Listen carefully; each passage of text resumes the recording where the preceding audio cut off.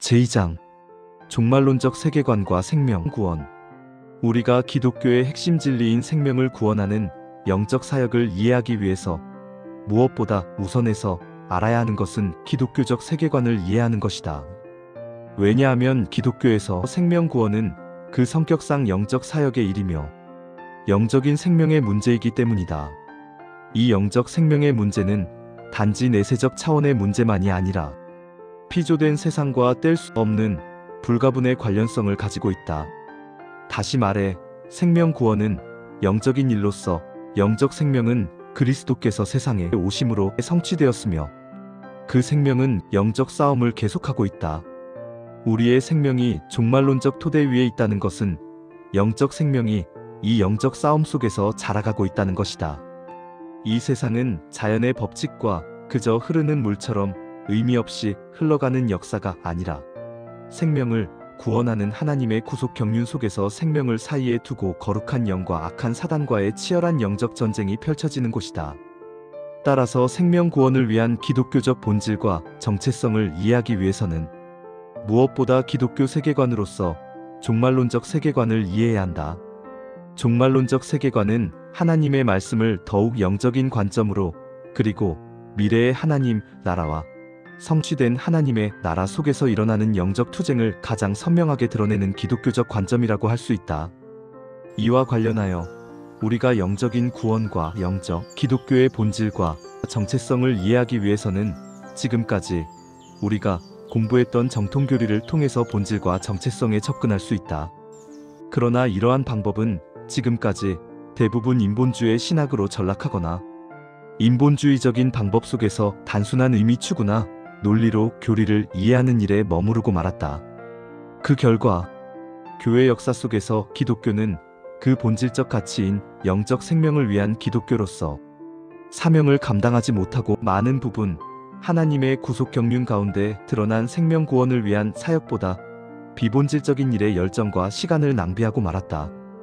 유형 교회는 교회로서 존재해야 할 가치보다 사람의 탐욕을 채우는 수단으로 전락하고 목회자들의 부패와 타락은 오히려 하나님의 자녀들을 짓밟는 일만 자행하였다. 그런 의미에서 오늘날 영적 생명을 구원하는 기독교의 본질적 사명을 이해하기 위해서는 무엇보다 우리 신앙의 궁극적인 목표가 무엇인지를 분명하게 알고 우리가 이 세상에서 어떤 싸움을 해야 하는지를 알기 위해서 올바른 신앙적 관점과 세계관을 확립하는 것이 필요하다. 1. 기독교 종말론적 세계관. 세계관은 어떤 지식이나 관점을 가지고 세계를 근본적으로 인식하는 방식이나 틀이다. 다시 말해 세계관은 이 세상에 어떤 체계나 구조가 있으며 이 체계나 구조를 이해하기 위해서 갖는 근본적인 관점을 의미한다. 그런 의미에서 종말론적 세계관은 이 세상을 기독교적 관점으로 이해하고 설명할 것인가를 말하는 세계관이다. 기독교적 세계관은 하나님이 천지를 창조하셨다는 사실과 범죄와 타락으로부터 죄인을 구원하시는 예수 그리스도의 역사적 구속 사역 그리고 성령을 통한 그리스도의 천상의 통치 사역에 이르기까지 모든 자연적, 초자연적인 실제를 포함하는 문제를 다룬다. 그런 점에서 이 모든 것을 포함하여 죄인을 구원하시고 생명을 회복시키시는 그리스도의 구속 경륜을 펼쳐 보이는 이 놀라운 사건을 이해하는 관점이 바로 종말론적 관점이다. 종말론은 어원적으로 에스카토스와 로고스의 합성어로 마지막 일들에 관한 체계적 학문이라는 뜻이지만 어원적인 의미로는 성경에서 말하는 종말론이 가지고 있는 기독교적 세계관의 의미를 바르게 이해할 수가 없다. 마지막을 나타내는 단어 에스카토는 시간적인 의미에서 처음 프로톤이 대척 지점에 있는 시간이다. 그래서 지금까지 많은 사람이 종말론을 역사적, 시간적 의미에서 재림으로 역사가 끝나는 그 이후의 내세적인 사건을 다루는 학문으로 여겨왔다. 그러나 성경에서 말하는 종말은 재림 이후, 역사가 끝나는 그 이후의 일뿐만 아니라 질적인 의미에서 시간의 정점, 곧 역사적 시간 속에서 그리스도께서 하나님의 구속 경륜을 성취함으로 최종적 사건이 도래한 것을 의미한다. 즉, 역사의 시간 속에 오신 그리스도와 영원하신 하나님의 나라가 세상에서 시작된 것을 의미한다. 이런 의미로 칼빈은 기독교 강요에서 종말에 대하여 그 아들 안에서 성취되었다. 그러므로 우리는 이 일을 하나님으로부터 온 궁극적이고 영원한 증거로 보아야 한다. 그래서 그리스도께서 복음의 선포와 더불어 우리에게 나타나신 때로부터 심판의 날에 이르기까지 신약시대 전체를 마지막 때 이 말세 종말이라고 부른다라고 말한다. 결국 이것은 예수 그리스도의 오심이 종말론적 오심이라는 것을 의미한다. 예수 그리스도는 역사적인 시간의 정점에서 역사 속에서 구속의 약속을 성취하시는 최종적 성취자로서 반복될 수 없는 단회적인 중보자로 하나님의 구속 경륜을 성취하심으로 종말의 새 시대를 열어젖힌 것이다.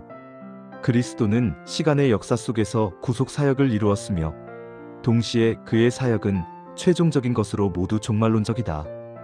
예수 그리스도의 종말론적 구속 사역에 대한 이러한 이해를 간과한 지금까지의 종말론은 시간의 끝 혹은 역사가 끝나는 그 이후의 내세적인 일들을 다루는 여러 신학 분야 중에 하나로 취급되었기 때문에 상당한 문제를 초래했다. 이러한 경향은 루이스 벌코프의 조직신학 책에서 말하고 있는 것처럼 내세 중심의 일반적, 역사적 내세론, 개인적 내세론으로 가르쳐져 왔고 우리나라 저명한 신학자들을 통해 그대로 계승되었다. 루이스 벌코프 조직신학 교재는 보수 신학을 지향하는 모든 신학교에서 오랫동안 사용됐다. 그런 점에서 종말론에 대한 잘못된 이해는 과히 상상을 초월한다. 박형룡 박사도 이런 의미로 종말론을 일반적 내세론, 개인적 내세론으로 구분하고 있다. 이러한 내세 중심의 종말론은 성경적 종말론과는 멀 뿐만 아니라 신학적 관점을 왜곡하고 신학이 인본주의적 경향에서 벗어나지 못하는 요인이 되었다. 16세기 종교개혁자들은 이미 종말의 시대가 도래했음을 인지했음에도 불구하고 종말론적 성격을 신학 전반에 폭넓게 적용하기보다 그리스도의 부활, 재림, 최후의 심판, 그리고 영생이라는 문제에 집중해서 다룸으로써 내세적 성격을 강하게 띠게 되었다. 그 이유는 종교개혁이라는 당면 과제 속에서 이신층의 교리에 집중하면서 제세례파가 주장하는 지극히 현세적인 천년왕국설과 같은 종말의 교리와 성경과 너무 다른 가톨릭 교회가 주장하는 연옥설과 조선림보, 유아림보와 같은 교리들을 바로잡기 위하여 내세적 종말론의 문제에 집중할 수밖에 없었다. 따라서 개혁자들이 가진 종말론에 관한 인식은 내세론 중심의 종말론적 성격이 강하다고 할 수 있다. 한편 언약 신학을 확립한 코케이우스도 하나님의 구속 역사를 역사적인 언약 체계로 배열함으로써 종말을 단지 역사, 마지막에 일어나는 사건으로만 취급하는 오류를 범하였다. 다시 말해 그는 종말론을 역사, 마지막에 일어날 구속 사건의 종결로만 취급함으로써 종말론을 내세적 종말론으로 만들었다. 개혁 신학에서 성경적 종말론은 예수 그리스도의 종말론적 사역으로부터 시작된 역사적 종말의 문제와 그리스도 재림 이후 시작되는 내세적 종말의 문제를 모두 포함한다. 신구약 성경이 말하는 종말론은 메시아의 오심과 이 세상의 종말을 동시적인 사건으로 다룸으로써 종말의 사건이 이중적이라고 말하고 있다. 다시 말해 메시아 시대는 두 단계, 즉 역사적인 메시아 시대가 미래적인 완성을 함께 포함한다는 사실을 분명하게 말하고 있다. 종말론에 대한 이러한 이해는 단지 종말론이 내세적이냐? 아니냐? 혹은 내세적인 종말이 역사적인 종말보다 더 중요하냐 아니냐의 문제보다 전체적으로 신학이 종말론적인 성격을 갖느냐? 그렇지 않느냐와 관련해서 종말론이 가진 관점의 중요성이다. 성경에서 종말의 문제는 역사적인 현재와 내세에 일어날 문제가 긴밀하게 연결되어 있고 또한 역사적 종말은 내세적 종말의 문제와 결코 분리할 수 없다. 그런 점에서 종말은 성육신하신 그리스도와 함께 이미 시작되었고 완성을 향해 가고 있다. 따라서 성경적 종말론은 시간적인 의미에서 과거와 현재와 미래 혹은 역사적인 면과 역사 이후 내세적인 면을 동시에 가지고 있다. 하나님의 구속 경륜 속에서 구속의 완성을 위하여 종말은 구약에서 약속되었고 그 약속된 종말은 예수 그리스도를 통해서 역사적 시간의 정점에서 성취되었다. 그리고 예수 그리스도를 통해서 성취된 종말은 미래의 완성을 향해서 나아가고 있다. 그런 점에서 우리는 역사적인 시간의 관점에서 구약을 약속된 종말이라고 할 수 있다. 이 약속된 종말은 시간의 정점에서 그리스도를 통하여 성취되었고, 성취된 종말은 그리스도의 재림과 더불어 완성될 종말을 향해 나아가고 있다. 성경은 예수 그리스도를 통하여 성취된 이러한 종말을 이중적인 의미로 표현하고 있다. 종말은 역사적 측면에서 계속해서 완성을 향해 가는 역사 시간 속에 있는 역사적 종말과 재림과 더불어 완성될 미래의 혹은 내세적 종말이다. 성경은 이러한 종말을 말일, 말세, 마지막 때 등으로 언급하고 이 세대와 오는 세대, 이 세상과 오는 세상, 금세와 내세와 같은 단어로 종말의 이중적 의미를 표현하고 있다.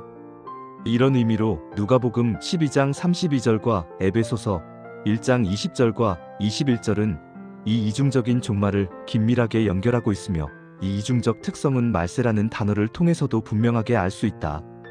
성경은 말세라는 단어를 때로는 복수형으로, 때로는 단수형으로 사용한다.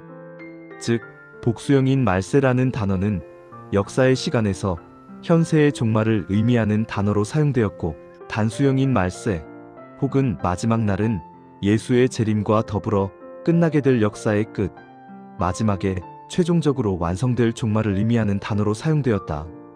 결국 종말론이란 하나님의 구속 경륜 속에서 구속의 약속을 역사적 시간의 정점에서 성취하신 예수 그리스도의 구속사역, 그리고 부활, 승천, 그리고 하늘 보좌에 좌정하신 그리스도를 통하여 오늘도 계속해서 종말의 완성을 향해 나아가는 것을 의미한다. 이 역사적 종말은 승천하신 예수 그리스도의 천상적인 영적 사역으로 현세의 시간 속에서 예수 그리스도의 종말론적 구속 사역의 성취와 적용으로 나타나고, 이 성취는 재림과 더불어 완성될 내세적 구속의 완성을 향하여 전진한다. 그래서 종말론은 시간상으로는 과거, 현재, 미래의 모든 시간을 포괄하며, 역사적 구속 사역을 통하여 성취된 예수 그리스도의 종말론적 사역은 그리스도의 천상 사역을 통하여 우리의 실존적인 삶 속에서 같은 종말론적 효력으로 역사하며 완성으로 이끌고 있다. 이러한 종말론적 관점이 바로 기독교의 본질적인 내용과 정체성을 가장 바르게 이해할 수 있는 세계관이라고 할 수 있다.